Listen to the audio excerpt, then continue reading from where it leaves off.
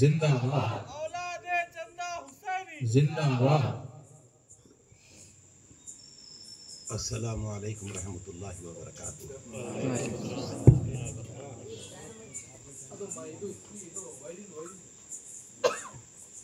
नहमदुहु व नसल्ली अला रसूलिहिल करीम, अम्मा बाद।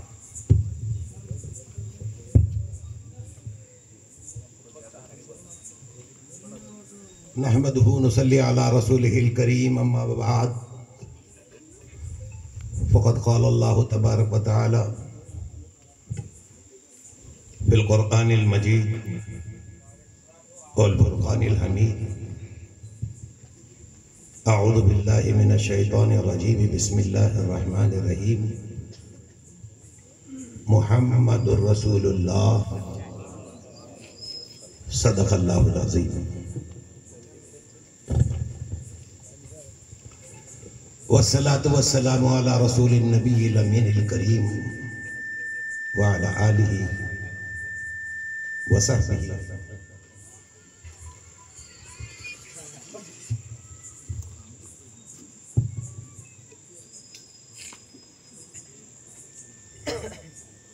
खानक़ाही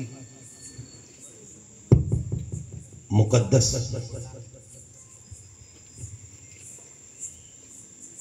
मसनद पर विराजमान मसनद नशीन, सज्जादा नशीन, अजीजुल क़द्र सैयद कलीमुल्लाह हुसैनी सज्जादा नशीन बुज़ुर्ग व सदर इजलास, आज के हमारे मेहमान खुसूसी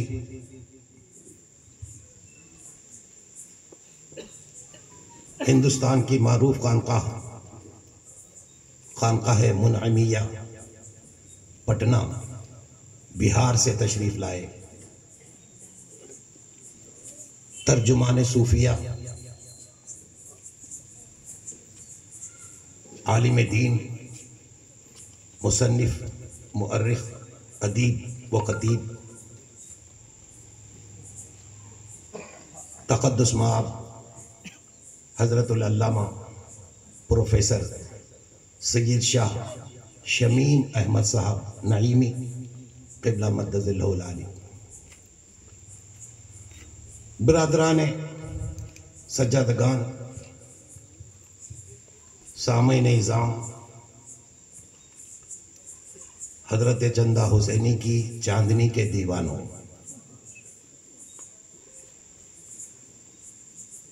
आज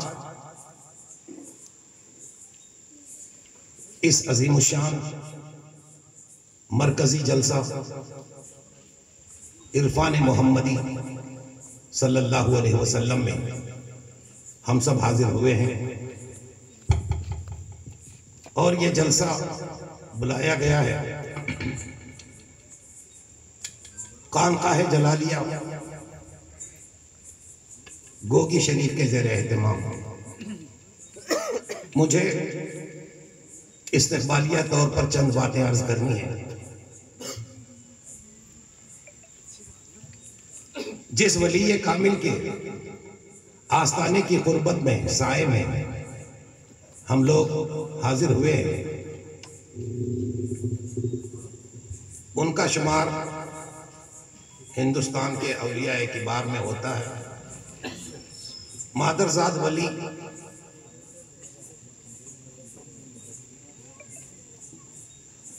अताई विलायत के मुतहम्मिल, जिन्हें हवा में परवाज मिली, पानी पर सफर मिला और एक अनोखी चीज कि जब उनकी विलादत जमीन पर हो रही थी, उसका जश्न, जश्न विलादत आसमानों पर मनाया जा रहा है।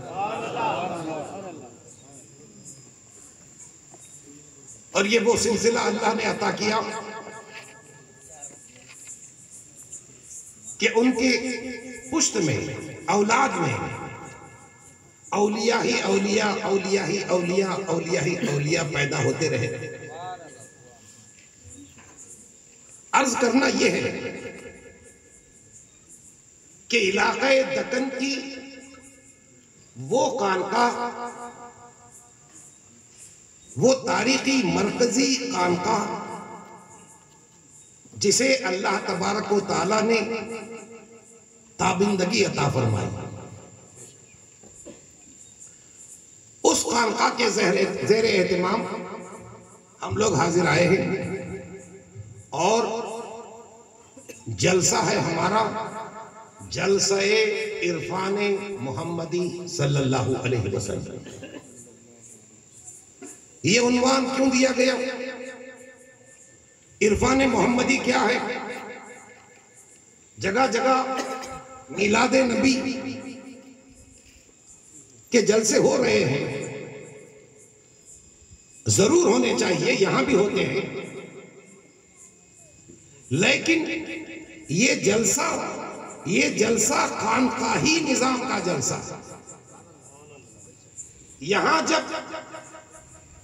यहां जब मीलादुन नबी की बात की जाती है तो इरफान नबवी की भी बात की जाती है। इस फर्क को आज समझने की जरूरत है। दीन की तबलीग के दावेदारों की कमी नहीं है, जमातों की कमी नहीं है, फिरकों की कमी नहीं है, लेकिन अल्लाह का यह फजल और करम है कि उसने अपने औलियाए किराम के जरिए खानकाहों से जो पैगाम दिया है वो पैगाम दीन की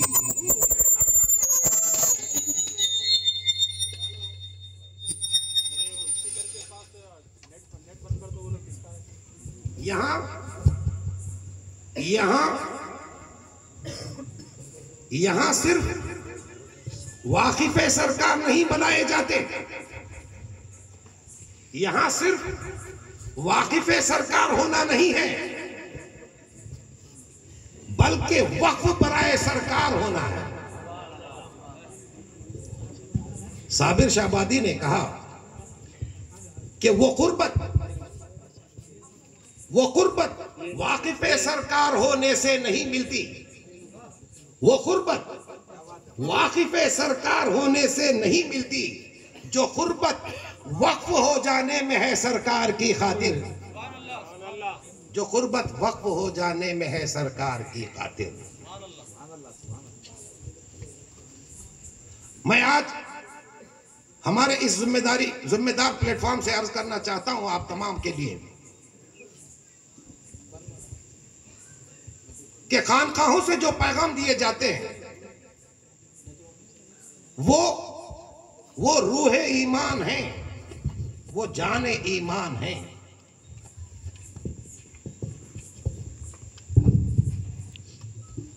वो दीन की रूह की तालीम देते हैं।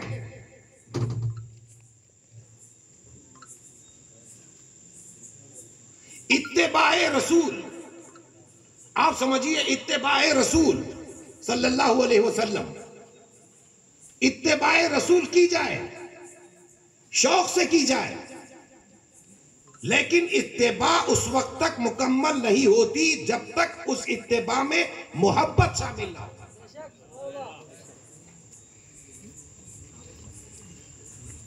इसी मोहब्बत के जरिए इरफान मोहम्मदी की राह पर ढाला जाता है।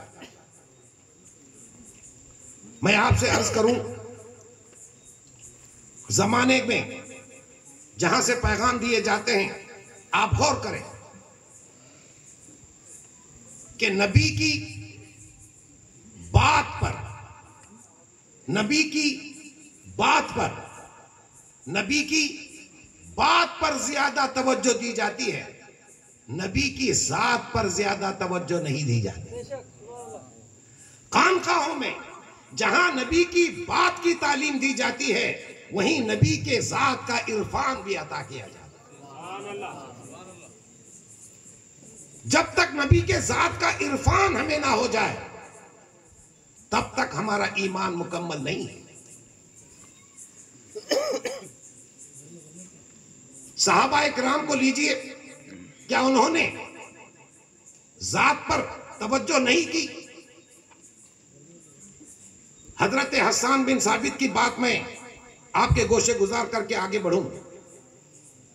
उन्होंने जो खिता कहा, वह अहसन मिनका लम तरा कत्तु ऐनी, आपसे ज्यादा हसीन मेरी आंखों ने नहीं देखा। वह अजमलु मिनका लम तलिदुन निसा, और आपसे ज्यादा खूबसूरत किसी मां ने नहीं जना। अब यहां नबी की बात हो रही है या नबी की जात बताई जा रही है? नबी की जात का जिक्र, नबी की जात का जिक्र किए बगैर सिर्फ नबी की बात कहना, यह मुकम्मल दीन नहीं है। खानकाहें वो जगह है जहां नबी की बात के साथ साथ नबी की जात का इल्म दिया जाता है। हजरत अब्दुल्ला शाह साहब ने भी जब बात कही, क्या कहा कि नबी करीम के हुस्न को बयान करते हुए आपने फरमाया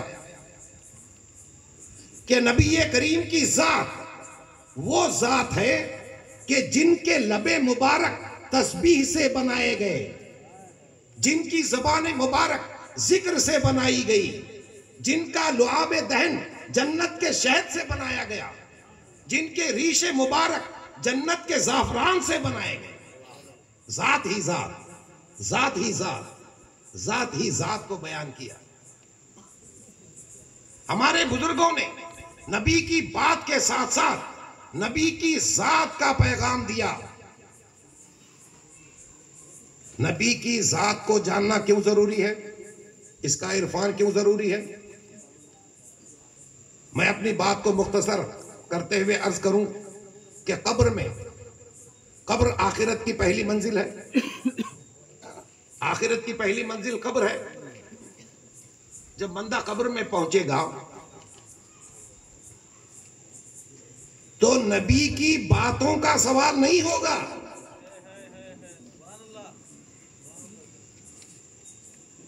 नमाजों का सवाल नहीं होगा, रोजों का सवाल नहीं होगा, हज्जो ज़कात का सवाल कब्र में नहीं है। कब्र में सवाल है मन रब्बू का, आपका रब कौन है, मादीनों का, आपका दीन क्या है। और फिर सबसे अहम सवाल यह होगा, नबी करीम सल्लल्लाहु अलैहि वसल्लम की ज़ात गिरामी को बताकर फरिश्ते ये पूछेंगे कि तुम इनके बारे में क्या कहते थे? क्या इनका इरफान था या नहीं था? इनकी जात को जानते थे क्या नहीं जानते थे? इनकी जात को मानते थे कि नहीं मानते थे? बकिया चीजों के सवाल तो हश्र में होंगे। खानकाहों के जरिए ये पैगाम दिया जाता है कि जिस तरह ला इलाहा इल्लल्लाह अल्लाह की ज़ात का इरफान ज़रूरी है, उसी तरह मुहम्मदुर रसूलुल्लाह नबी की ज़ात का इरफान है। कलीमे के दो जुज़ हैं। पहला जुज़ ला इलाहा इल्लल्लाह और दूसरा जुज़ मुहम्मदुर रसूलुल्लाह। ये मीलाद के जलसे कलीमे के दूसरे जुज़ मुहम्मदुर रसूलुल्लाह की तबलीग है। मुहम्मदुर रसूलुल्लाह